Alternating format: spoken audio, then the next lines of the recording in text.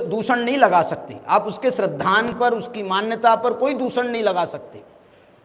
और तो भी अब जो है चारित्र अंगीकार नहीं कर रहा है, बोले तू अविरति का एक देश त्याग भी नहीं कर रहा है, पंचम मुन स्थान का ठिकाना नहीं है, मुनि की बात तो दूर की रही, कारण बताओ।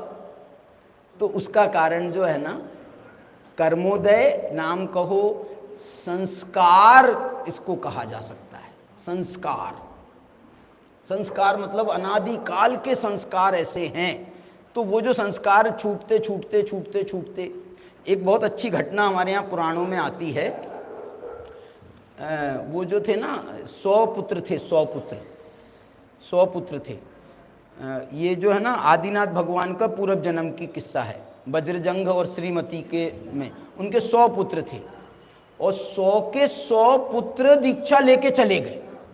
100 के 100 पुत्र दीक्षा लेके चले गए, और ये दोनों अपने घर में बैठे। तो उसके बाद में जो है जंगल में एक बार जा रहे थे यात्रा पर, दोनों वज्रजंग और श्रीमती जा रहे थे यात्रा पर। तो उनको मन में भाव आया कि यार कोई मुनि महाराज कोई आहार हो जाए, तो ऐसा वहीं रास्ते में बनाते थे, राजा थे, चक्रवर्ती थे, ऐसा है कथानक। तो वहाँ पर वो उनने चौका लगाया।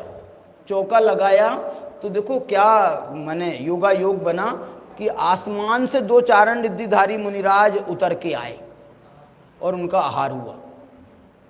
आहार होने के बाद में फिर जो है मुनि महाराज से निवेदन किया, महाराज कुछ थोड़ा सा, ये नहीं बोला कि हमने इतना दिया है तुम तो दो कुछ। लेकिन एक भावना की बात है। उनने कहा महाराज कुछ 2 शब्द सुनने को मिल जाते। बोले आओ बैठो। बोले महाराज आप कुछ मत बताओ, हमारी एक शंका का समाधान करो। बोले ठीक है पूछो। बोले महाराज हमारा ये पूछना है कि जो है ना मेरे 100 पुत्र थे, 100 पुत्र, और 100 के 100 दीक्षा लेके चले गए। लेकिन आप ये बताओ, मेरे को भी पक्का भरोसा है, मेरे को भी पूरा श्रद्धान है कि ये बहुत अच्छा किया, मेरे बच्चों ने कुछ गलत काम नहीं किया, बहुत अच्छा किया, लेकिन मेरे भाव क्यों नहीं हो रहे हैं दीक्षा लेने के, ये बताओ मेरे भाव क्यों नहीं हो रहे हैं। तो वो बच्चे क्या बोले मालूम? वो बच्चे महाराज बोले खबर छे। मेरे 100 पुत्र थे, ऐसा बोला ना उनने, मेरे 100 पुत्र थे। बोले खबर छे। बोले मालूम है। बोले मालूम है, इनको कहाँ से मालूम है? फिर भी बोले मेरे 100 पुत्र, बोले उनमें से 100 के 100 दीक्षा लेके चले गए। बोले मालूम है। बोले फिर आखिरी में 2 बच्चे वो जुड़वा थे, वो भी दीक्षा लेके चले गए, खबर छे। बोले बताओ हमको क्यों दीक्षा लेने का भाव नहीं आ रहा है? तो वो क्या बोले मालूम? क्या बोले सुरेश बताओ, कथानक नहीं मालूम? उनने ये बोला, वज्रजंग से कहा पिताजी से, माने पिताजी से कहा कि तुमको जो है ना ये श्रीमती से बहुत तीव्र राग है। ये कहा है, शास्त्र का प्रमाण बोल रहा हूँ मैं।